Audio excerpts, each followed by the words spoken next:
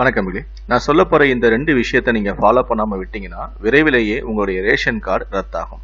என்ன பிரச்சனை அப்படின்னா, இந்தியால பல மாநில அரசுகள் ரேஷன் கடை மூலமாக தான் பல்வேறு சலுகைகளை ஏழை மக்களுக்கு வழங்கி வராங்க. அதிலும் குறிப்பாக பார்த்தீங்கன்னா, அரிசி, கோதுமை, சர்க்கரை போன்ற உணவுப் பொருட்கள் மற்றும் நிதியுதவியும் இந்த ரேஷன் கார்டு வைத்திருப்பவர்களுக்கு வழங்கப்படுகிறது. இந்த நிலையில தான் சில இடங்கள்ல ரேஷன் பொருட்கள் திருடக்கூடிய சம்பவங்கள் அதிகரித்து வருது. இதுக்கு முக்கியமான காரணமாக அரசு எதை கவனிக்கிறாங்கன்னா, பலர் ரேஷன் கார்டை வைத்துக்கொண்டு பொருட்களை வாங்காமல் இருப்பதால தான் இந்த குற்றச்சம்பவங்கள் அதிகரித்து கொண்டே செல்கிறது. நம்ம ரேஷனுக்கு குறிப்பிட்ட பொருளை ரேஷன் கடைக்கு அனுப்பி வச்சிடறோம். ஆனா மக்கள் அந்த பொருளை வாங்காம அந்த பொருள் திருடப்படுது.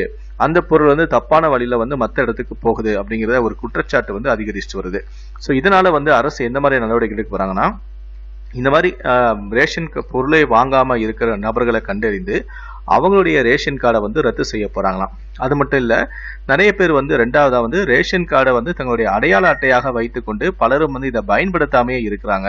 ஸோ அதனால புதிய ரேஷன் கார்டு உருவாக்குவதில் சிக்கல் ஏற்படுது அப்படின்னு சொல்லிட்டு கர்நாடகா, ஹரியானா, உத்தரப்பிரதேசம் இந்த 3 மாநிலங்களும் தற்போது இந்த மாநிலத்துல இந்த குற்றச்சம்பவங்களை தடுப்பதற்காக தகுதியற்ற நபர்கள் மற்றும் குடும்பங்களுடைய பட்டியலை தயாரித்து அவருடைய ரேஷன் கார்டுகளை நீக்கக்கூடிய பணிகளை தொடங்கிட்டாங்களாம்.